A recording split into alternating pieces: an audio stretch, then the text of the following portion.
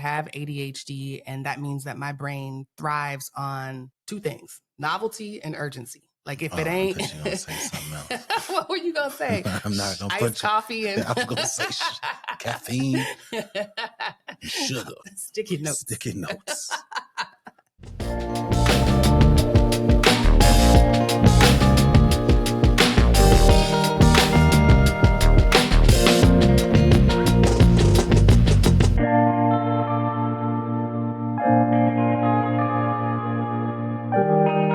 Welcome to the Rich and Regular podcast, where we explore life at the intersection of money. I'm Julian. And I'm Kirsten. And today we're talking about making it through your hardest financial year. Yeah. A little build up there. But first, I want to shout out to Thomas from our Spotify family who left a comment that included a tip. Very generous of you, Thomas, to share with the class. And this was on our episode about saving money on groceries. And he said, 5-star content as always. Another tip for people who want to try new things. I highly recommend Too Good To Go. That's TOO, Good To Go. I promise I don't work for them, but they partner with restaurants who either made too much or stores that have items like produce that's close to the sell-by date at a third of the cost. Amen. Yeah. Great way to try new places for cheap or get a low-cost surprise bag of ingredients to make something new. I love it. I appreciate that. Too Good To Go. Yeah, I've never heard of that, so I'll definitely be checking that out. That's what I said. I was like, okay, generous. I get those questions all the time, though, because I do think that, especially if you've ever worked in a restaurant, you see just how much food is actually wasted. Listen, like it's next level. It is. And people give, I don't know why they just don't give that food away. And, there are reasons why they don't do it, because it can create all kinds of issues. And so I get it, but that's what I mean by the brokenness of the system. It's like we would rather throw food away because there's a chance somebody might get sick because it's been sitting out too long. And it's like, man, we got to find a way around that. So not to say that that's what this is, but it's a way to solve or at least minimize the waste while also helping a lot of people out. Yeah. Shout out to the people doing the work. Yeah, man. All right. So we're talking about your hardest financial year. So this is not the year that you had to skip vacation. This is not the year you had to cut back on takeout. This is the year that tests everything from your patience to your self-control, to your marriage, your sense of self. Like this is the year where nothing feels easy. And I know a lot of people are in that year or we're coming out of that year and we're hoping this year would be a little easy. And for a lot of people, that year is also the make or break year. You either get through it and you come out stronger and you can look back and appreciate it, or you tap out and you tell yourself, I'll try again next time, I'll try again later. But that later usually turns into never. And it just becomes this crossroads where people lose track or interest in their financial abilities at all. And so that's why we want to name it, explain it, and give you the tools to actually survive it so you can be in that first group of people. Yeah, it is a really, really tough topic because there are just so many things that can be happening. And I want to share a little bit about my own personal year. Maybe you'll share some about yours as well. But, I know people, as we're talking about this, I'm thinking about people who I know have gone through this. And at the time, I didn't know that that's what they were going through. Right. And I want to start there because, you really want to think about, well, what are the things that usually trigger people that have these hard years? And there's all kinds of issues, but you start to think about a sudden layoff. The number one thing that comes to mind, which is why a lot of people tend to just kind of curl up and get into a hole, is divorce, right? It's one of the leading issues. And you can talk about, obviously, the psychological impact, a lot of the social issues that come along with that. But there's a very real financial impact when it comes to, it's super expensive to get a divorce, especially if you got to, pay alimony and do all the other stuff on the back end. You got kids, a medical emergency, right? Like those kinds of things that happen, whether it's a sudden illness or it's a car accident. And sometimes it doesn't even have to be you. It could be your child or someone that you love. And all of a sudden you're put into a situation where you have to support them above and beyond what you can actually sustain. I'll even throw out how legislative issues sometimes create a disruption, like especially if you're an entrepreneur or you happen to be working for an employer who is in a particular industry that all of a sudden, due to some legislative change, that industry just starts to crumble and you may be held on or stayed on the Titanic a little too long. And then all of a sudden you find yourself in a situation where nobody wants you and you don't really know what to do in terms of your money. And so these are things that can, I mean, any number of issues, right? That Hmm. can lead to all of a sudden you having a hard year. And to be clear, we're calling it a hard year, but there's no end of it at the end of 365. Like for some people, hopefully it's shorter than that. But these periods of time really can be really, really tough. And in many cases, they can extend for a lot longer than that. And so, whether you're paying off a debt or you're just like starting a business or investing for the first time, what a lot of people find very similar to almost like a recession is that like there's like this 9 month, maybe Hmm. sometimes like an 18-month period where you just kind of feel down in the dumps, if you will, like you Yes. just don't have the Something's energy. wrong. Yeah. Yeah. And you just realize, like, I think, for sure, like when you look up and realize just how long it's been, that's how you know Hmm. you've been in it. It's very similar to a recession in that way where you look back and be like, man, so this time last year, I was doing such and such. Like, ooh, I'm really down bad. I thought it felt like it was just 3 months. But it's been 9 months, you know what I Yeah. mean? And so if you're in that spot, this episode is for you. We want to help you kind of think through and navigate a lot of those emotions. If you think you're headed to that spot, this is obviously going to help you avoid, hopefully, some of the worst parts of what can be just like a really, really tough period of time. So keep Yeah. listening. What makes the hardest year so hard is that hard is relative, right? What seems impossible to one person seems completely manageable to another. And because we're social beings and we like to compare ourselves and count our blessings, it's really hard to claim it as hard or say that it's hard when you know that things can be worse. Yeah. But what we're saying is that this is an individual choice. You don't have to use the word hard. You can just use the word seasonal, whatever you want to say. But it's the year that pushes right up against your limits and almost forces you to question who you are and not just what you're doing. So that makes me think immediately of 2007. I remember I was in graduate school and I was working two jobs at the time, one of which was working at the school. So I was just doing all kinds of stuff, like the busiest, craziest period of my life, which I would later find out was my first bout with burnout. Hmm. And it was one of those things where I was shocked by that fact. I don't even think I used the word burnout at the time. I think I just said I just needed a break. Yeah. It was the first time I had to come to grips with the importance of rest Hmm. and the role that it played. Because I think at the time I was thinking I'm in my 20s, and so I'm fine. I got all this energy. Like I can rally. If there's one thing I can do is rally. I've got endless energy, and it was the very first time that I was faced with my own physical and psychological limitations. And it wasn't even like my own realization, like it was forced on me. I'm sure I've Hmm. said this story before, but I think I was at work and I sneezed and my neck locked. Like it was a hard sneeze and my neck locked. And I thought it was just a cramp and I just needed to be still for a little bit and it would go away. And it didn't. And so I had to drive home with a stiff neck. And then I had to end up getting like electrical stimulation and like getting on muscle relaxers. And it was because I was just tight and tense. Yeah. And I had just bought this home and the value of the home had completely collapsed due to what Yes. would become the Great Recession. I don't even think the term hadn't even been coined yet, right? Like we No. were in it during that Yes. time. And I just did not really know what was going on. And I wasn't getting the hours that I needed. And just like stress on top of stress on top of stress. And I knew even after that something was wrong because I had linked up with some friends and they told me that I'd lost weight. And I'd never had anyone ever tell me like, you look skinny before. And the moment I said that, that's when everybody else started like, oh yeah, you definitely lost weight. I was like, wow. Like, but they didn't want to say anything. Right. You know what I mean? It was like, I ain't want to tell you, but look like you down bad. And I was like, Yeah. dang, like I was not at the time the kind of kid that could afford to lose weight. You know Yeah. what I mean? And so we're sharing this because I don't trust your friends to tell you that you are down bad. And you should not trust yourself to Yeah. recognize that because you're in it. And so you Yes. kind of need somebody else, hopefully a non-biased person, to be able to tell you, like, man, if this sounds like you really, really ought to make sure you take care of I yourself. think you're nailing what makes it the hardest year because it is multidimensional. It's Mm, it's not just like, oh, work is hectic or oh, I'm working a lot and the kids are crazy. It's multidimensional. It is challenging your identity and your budget.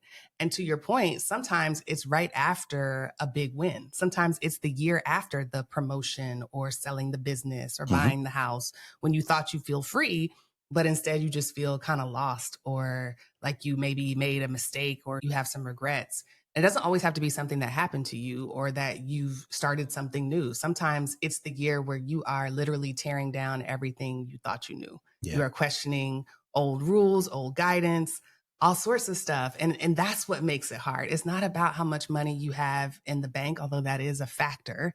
It's about how all of these decisions feel very high stakes and they all need to be made immediately. Yeah, I might need to see a therapist at the end of this episode because I'm revisiting several things because I think it helps to explain it, right? Just from my own personal experience. I'm going to go Yeah. back to that time period, and this is really about just emotional fatigue and that tough feeling of wrestling between where you are and where you thought you would be or who Mm-hmm. you thought you would be. And you hear this a lot with recent graduates, right? Because they come out of school with like the most optimistic Mm-hmm. point of view on what's possible in terms of their life and their lifestyle and their earning potential and where you hear that S word. And, shout out to Rich Jones, who always goes on a long rant about it, but should, like where Mm-hmm. you should be. Like, why do you think you should be wherever you think you are? Right. And, Mm-hmm. that's really at the root of the issue. And I remember being in that position. I mean, I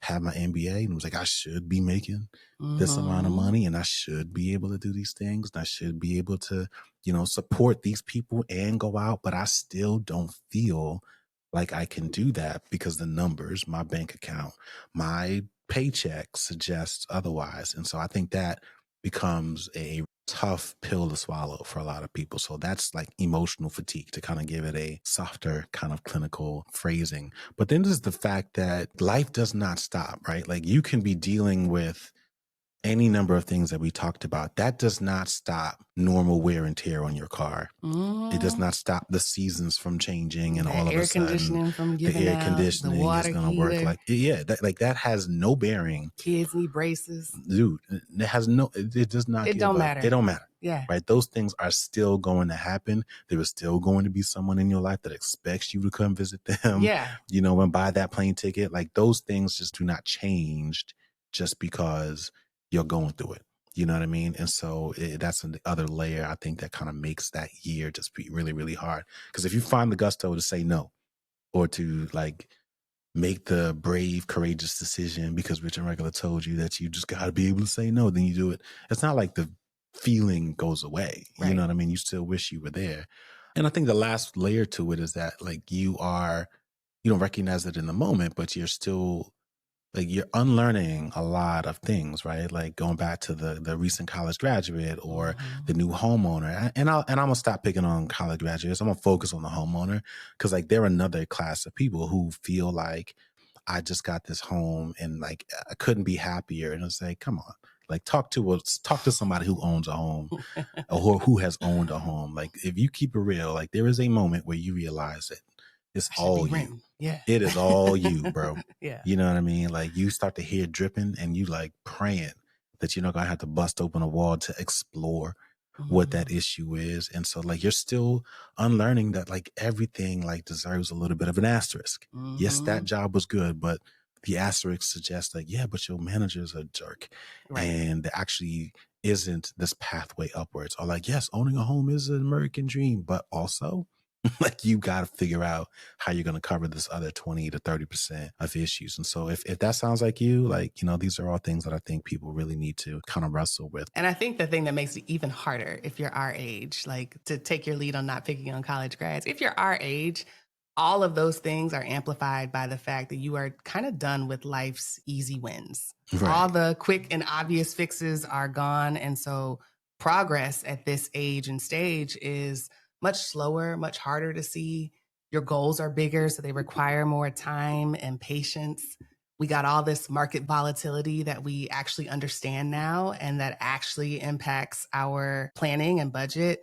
When you're 20 and they're talking about healthcare costs or, tariffs, you're just kind of like, whatever, I'm fine. But when you're 40 and planning for college or your own healthcare plans, Mm-hmm. it's a little more, it hits closer to It's a home. higher stakes period in your life. Yes. And then there's the pressure of just comparing yourself with other people's stories and being older and understanding that you might have more time behind you than you do in front of you. And so it just creates this effect that amplifies all of the standard things that come with hard. For sure. I think once you understand, though, that your hardest year doesn't just require effort, it actually demands that you change who you are in order to get through it. Like you literally can't get through it the same version of yourself as you were when it started. It requires that you change. When you understand that it's not just about more work, more effort, more sacrifice, then you can also see why getting through it makes such a mark and why actually surviving this changes everything because you're a totally different person at the end. Yeah. So let's start with some tactical strategies now that we've spent, 15 minutes explaining it and trying to help people see that, like, yeah, this might be the thing. Like, you're not losing your mind. You're just having a really hard financial year. Mm-hmm. Let's start with some tactical strategies. The first one is to track wins differently. I don't know how many adults need to hear this on a regular basis, but most of the ones that I talk to absolutely do. You have to shift your focus from the big, flashy outcome or milestone to the smaller, more frequent signals that you're actually making progress, that you're still moving in the right direction. So instead of obsessing over your net worth or your salary or anything that you don't control, you really have to focus on things that you do actually control. Like, this is the first time I've made every single payment on time this month, or this is the first time I hit my savings goal 12 pay periods in a row, Yeah. or this is the first time I've packed my lunch every single day or every single Thursday this quarter. And the reason why this works is because progress in money isn't always linear. You can be doing everything right and your numbers still look flat because of things outside of your control, because you can't control the market, because you can't control a surprise expense, because you can't control wear and tear on your vehicle or your kids' teeth and the fact that they need to be straightened or clean. But when you track the inputs instead of just the outcomes, you're reminding yourself that you're still doing your part. And sometimes that's enough for your brain to be like, all right, well, if I can do that, then I can do this. And it helps you stay motivated long enough to actually see results at the end of it. Yeah, I think this is a good opportunity for perspective as well, right? And I hate to sound cliche, but I think you're absolutely right that this is a part of the challenge that people don't quite recognize. But the big cliche is that you are now dealing with problems that you only dreamt of 10 Right. years ago. Right. You know what I mean? And this is what people mean by that. If you're complaining about your water heater, the other way of looking at it is that you own a water heater, which you did not have, 10 years ago. You dreamed of that moment, right? So if you're complaining about your basement being cold or, any number of little things that you find that people in their 30s and 40s or 50s, that middle sort of part, they like grown up issues, you know what I mean? Like, yes, but like you used to wish you had grown up issues in your 20s. You couldn't imagine doing that stuff. And so there's also that. And to your point, when it comes to like issues with your car, like there was a time when you didn't have one. You know what I mean? Or you didn't have one that was as or you nice. could just ignore them. You know what I But mean? now you got responsibilities. Exactly. So you can't ignore the lights. Yeah. So there is an element to this that I think creates an opportunity for people to just take a second to look back and think about like what they did not have before. You know what I mean? Like this is what they mean by first world problems. It kind of reminds me of baseball, and we've spoken about the era or I don't want to call it a phase, but the era that we are in because our son is a baseball player. He's now on 2 teams. And so, like this is very much a big part of our life because he's certainly not getting to the parks and doing all this practice on his own. But baseball, anyone who knows, is a game of failure, and one of the most popular lines to help kids and even, older players wrestle with that realization is that you can hit the ball 3 out of 10 times and be a Hall of Famer. Like if you do that over the length of your career, like you're a Hall of Fame player, right? That's how hard the game is. And one of the ways that you can deal with navigating that failure or normalizing that failure without feeling like a literal failure is finding other ways to look at or measure success, or really finding other indicators Mhm. of success. And so instead of just obsessing over your batting average, you might be looking at your slugging percentage, or if you're a pitcher, looking at the wins, you might be looking at, your velocity, or any of these other little things that you Yes. might have been doing that is really contributing to your success or the team's success.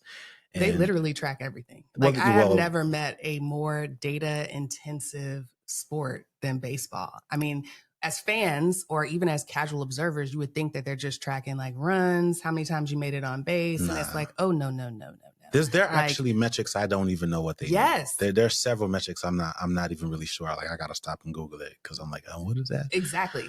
Yeah, And it's because they track so many metrics, they can see progress that fans may not be able to see. They can make trades, they can recruit players, they can coach and keep players on the bench. They can look at a swing and say, oh, I know what it is. Don't need to cut him yet. We know exactly what he's doing or what he's not doing. Like, it is an incredible way to deal with that premise that even the best players are going to experience failure at all, not all times, but a lot of the time. yeah, and to connect those dots right back to your financial life, one of the ways that you can do that, like, you may be going through a period where you are making less money, and that's measurable. You can definitely see that. That's something that used to be a really important way of determining whether or not you're having a good year or not. And if you aren't able to say that this year, you can't just throw the entire year away, right? There are still other things that you might have been able to do. You might have been able to learn new skills. You might have started a side hustle. You may have gotten a part-time job and opened up an entirely new world of network and pathways to earning more income that was not available to you, let's say last year, right? That is still very much a very valuable win. You may not have been able to make debt payments. Let's say you were on a 5-year plan and a layoff or some kind of issue kind of disrupts that period. You're still way better off than you would have been like 2 years prior. And because of that inability to make those payments, it's likely unlocked some other thing that you would not have known was possible, Mhm. right? There's an entire list of issues and challenges, and maybe even a vocabulary that it comes to managing debt, like forbearance and deferment and all those kinds of issues that you would not have known had you Mhm. not gone through these issues. And that's still a win, because guess what? This is not the only time you're going to go through this period, Right. right? There's going to be a period or a time 10 years from now, and you are going to be relying on how you navigated this time period and these struggles to help you, quite honestly, disregard it, because you're going to be like, oh, I've been here before. I remember this, right? So that's what you're building Yeah. right now. So Yeah. again, just to put this all in perspective, right? Like, there's going to be future challenges, and the way that you navigate those things now are going to help you ignore whatever you're thinking is a mountain right now. Like, it's Right. just going to feel like you might even forget it, if I'm just being honest, right? Like, there's certainly tough periods I've been through that you would have to really, really like remind me of what it was for me to realize, like, oh yeah, like that thing dominated my mind at the time, and now I don't even really remember it. Yeah. Or I'm so used to Or I'm it. so Like, used I to it can now. I'm even advise people with, giving advice to other people. I'm yeah, like, oh yeah, don't worry about it. Do don't this, worry this, and about it. this, and you're fine. So like, Yeah. I don't want to, I'm not trying to dismiss it, but Right. congratulations, right? Like, you're going through some tough times. It's going to make you grittier. It's going to make you stronger. Yeah. So if the first tip was about the metrics and how you're tracking your process, the second tip is about the goal itself and the direction that you're moving in. So the first one is like, just make sure you know you're moving forward. This one is like, all right, when you set the direction of where you're moving towards, don't think so big. Like, make sure that you set many goals or checkpoints that remind you that you're moving forward and that feel actually attainable. So if you have a goal to pay off $20,000 in debt, don't wait until you're at zero to actually celebrate. Mark the first 1,000 or the first 6 months that you've made payments on time. Like, those moments matter too. And I'm really big on this because I have ADHD, and that means that my brain thrives on two things: novelty and urgency. Like, if it Oh, I ain't, bet you're going to say something else. what were you going to say? I'm not going to Iced put you. coffee and I was going to say caffeine and sugar. hard drugs and notes, sticky notes. Sticky notes. I can't get by. I go through a sleeve of sticky notes. Mind your business.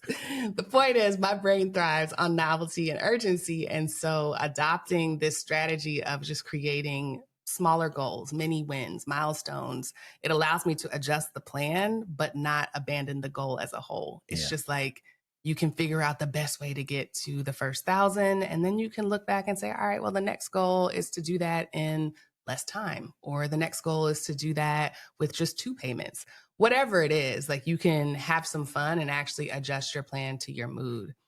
And the other thing to remember when you're doing this is that sometimes the hard is self inflicted with an overcomplicated strategy. When we get to creating plans for big goals, let's say you need to pay down debt in the next 2 years, you put on your corporate hat and you create all of these contingencies and plans and optimizations and things that don't feel or fit your life. And so this is something that will help you just break it into a mini goal, simplify, save some of that energy for when you actually need it to overcome the emotional fatigue, or to think of something that you can celebrate with that you'll actually value and motivate you to do it again, instead of just like spending all that time on the goal itself. Yeah, I'm gonna keep my corporate hat on though. Like I really like that segue because there's a lot that you can actually learn from corporations in this regard. And I think that's where a lot of people get this big idea thinking from, right? Like they see their managers or the bosses and their leaders talking like that and they try to apply that kind of stuff at home.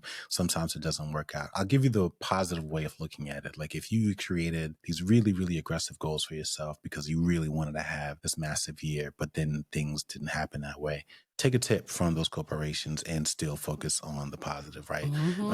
And before we even get to the big positive, I will say this. What you learn from that is what you are actually capable of, right? Hmm. And that's not just a function of your income. Like it's way more complicated than just your income. It's your lifestyle as a whole.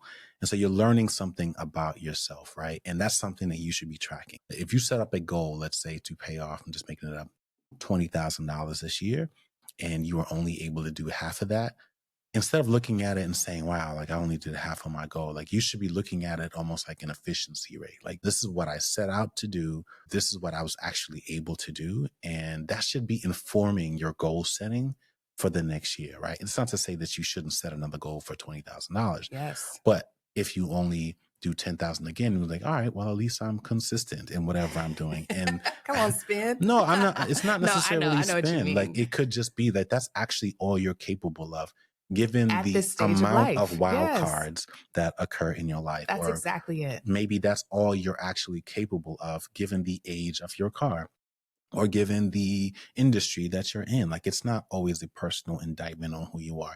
Now, in terms of spin, that is definitely something You got to watch for it. that corporations do. I will never forget because there were several years where, going back to that tough times with the economic downturn, if you turned on MSNBC, like everything was red, like the Hmm. stock market was bad. And so you get to that end of the year party and it was like all happy and everybody celebrating stuff. Like, I mean, I've seen some spin, bro. Like it's been crazy where it's like, wow, like we're bleeding cash, you know what I mean? But the one thing they did not want to do is to freak everybody out. And so they focused on the positive. So And they kudos focused to all those on, creative CFOs out listen, there and that's CMOs the part I was about to who say. come together and say, you know what, let's focus on the positive. They will cherry pick some things and say, you know what, this sliver of the market fell, but we shined here and we set out a goal to do this. We did not do that, but we were up here and we were up here. And look, they focus on the positive like nobody's business. If you're going to bring home tactics from work, this is one that I think you absolutely should be employing. You're not lying to yourself. It No, doesn't mean that you are letting yourself off the hook for anything, right? Like you still got to go to work tomorrow. This corporation still got to pay its bills the next day. But there's a lot that you can learn from these corporations. Like listen, the end of the year recap, internally was very different from what stockholders or, brokers and all those people on the outside as they were assessing actual company performance. Like their interpretation of how the world viewed the company was very different from how the leaders inside the company want the employees to think about it. And I think that's the same way that people should be, thinking about their own personal finances. You are the CEO of your company and it's your job to motivate yourself. So give yourself a positive review. Don't lie to yourself, don't lie to yourself. but But at the same time, you need to understand how to manufacture a win. Like they Sure. don't just come to you. Even the most creative CEO and CFO in the world don't just wait like when the market is bleeding to figure out like how are we going to get a win. It's like, no, let's go look at each line item on our sheet, figure out what we can sell, offload, cut, reduce, pause to figure out how we can still get some wins out of this year. And you really have to treat that like it's a job. You got to know how to manufacture wins in your hardest financial year and know that there is nothing wrong with that. Like there is a reason, even in baseball, they manufacture runs. You know how? By allowing you to steal a base. You ain't got to do nothing but run your little butt off. And if you can get there before that ball do, that's an advanced base. And so you have to take on the mentality when there are situations where failure is the norm that you still have agency to find a win. Is it going to be uncomfortable? Yeah, probably. Are you going to have to stretch? Yeah, definitely. Are you going to have to do something that you're not going to want to do? For sure. But at the same time, that win is so critical to the way that you look back at the period and that you don't let it just break you and that you can still come out on the other side. Yeah, I like that. All right, let's close with this last tip. And this is really around making it harder for yourself to give up. Yeah. That's like the soft way of putting it. I'm going to call this a version of contingency planning. So when you're an entrepreneur, you start thinking about what you're going to launch. You forecasted what you're going to do. There's a very harsh reality between what you forecasted and what you can actually accomplish. But it's also your job, especially when you're in the business planning stages, to think about what you are going to do to liquidate, to bring this to a close if things start to get really, really bad, right? It makes sense to kind of think about what that exit plan is.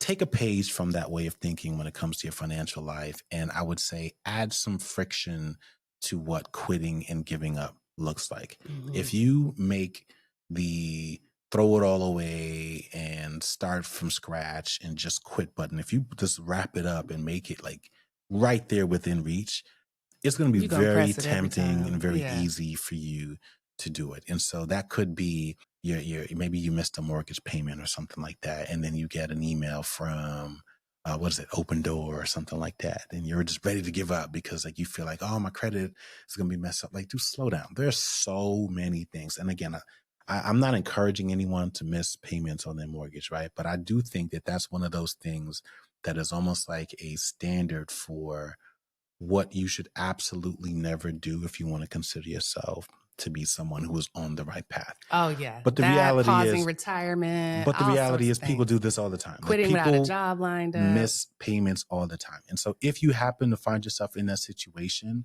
and you are automatically jumping to the conclusion of sleepless nights and freaking out, relax. I'm telling you right now, like you are not the only person. There are delinquencies happening in the thousands, hundreds of thousands of rates every single day, B. You know what I mean? So you're not alone in that regard. And that's not to say it's not bad, right? But it's not the end of the world. It Yeah. does not mean that you're going to come home the very next day and there's going to be a slip on your front door. Like that's Right. TV. Right. You know what I mean? There is a process before they get to that note. And depending on your history, you might be able to call and make that go away, just kind of depending on who you are. So there are layers to it, but don't make it so easy for yourself to make it so tempting to just give up and throw it all away. For the hardcore debt payoff people, you think about some of the strategies around cutting up your credit cards to practically make it impossible for you.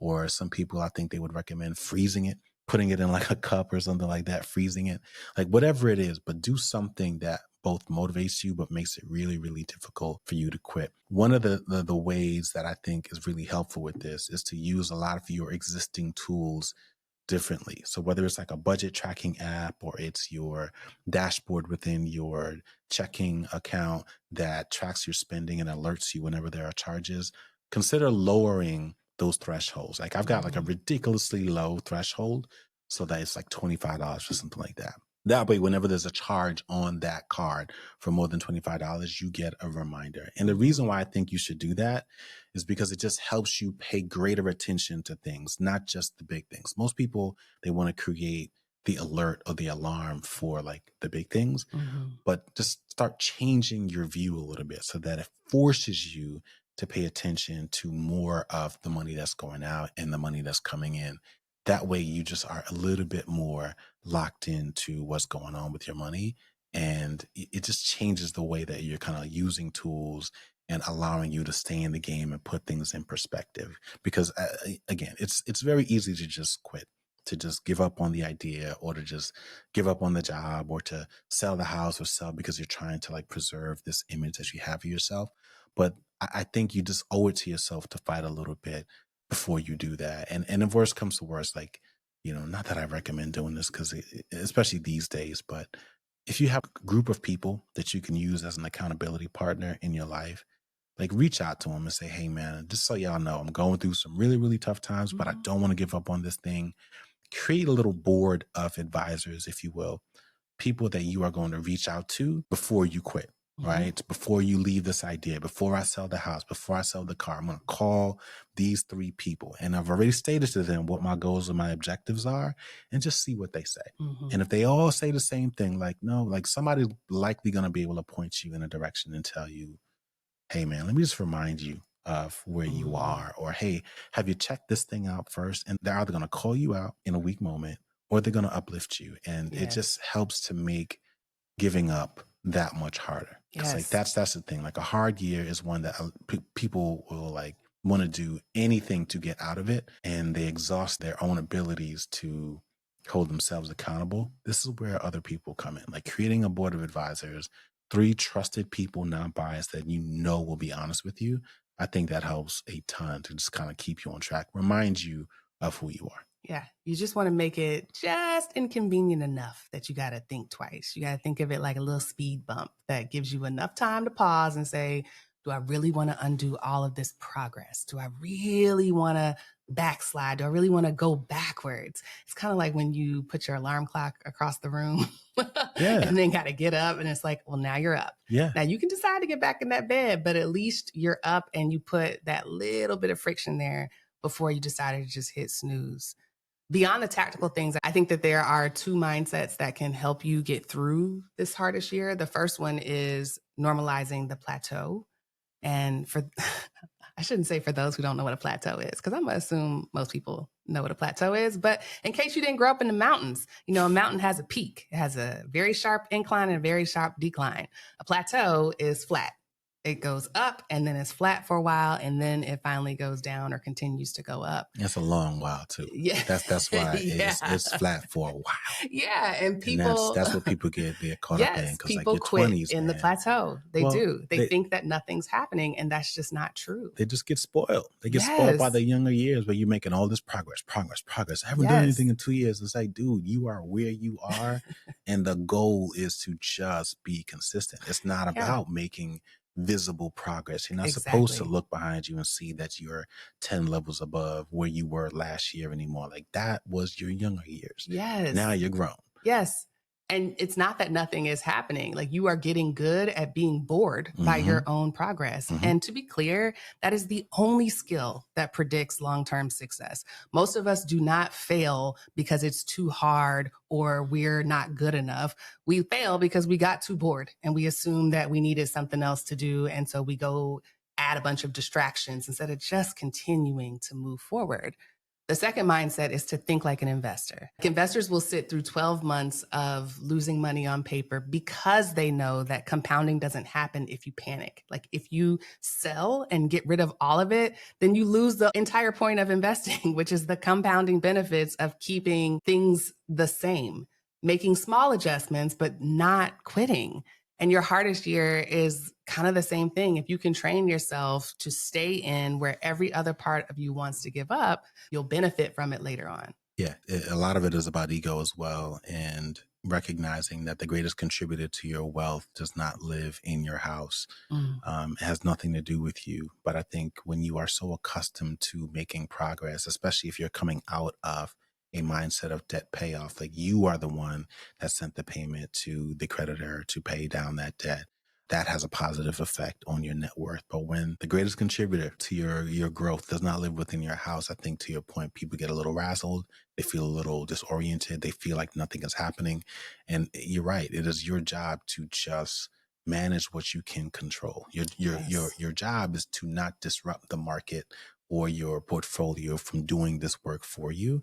And people's egos get in the way because they are so accustomed to being the driver Yeah, or at least getting the credit. Yeah, like even if you weren't the driver, you want the credit. Did, right? And it's like, no, like all you did was plant a seed of 10,000, 100,000, however many thousand, million, whatever it is.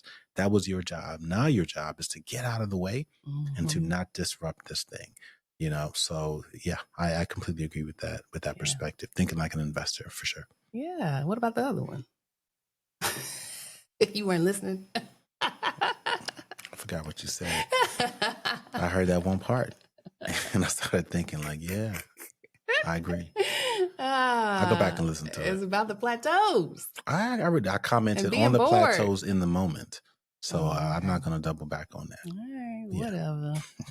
All right, y'all. Well, hopefully that was helpful. This was our attempt of being life coach, financial coach, Ayanla, Oprah, Tyler, whoever you go to. I'm not Tyler, dog.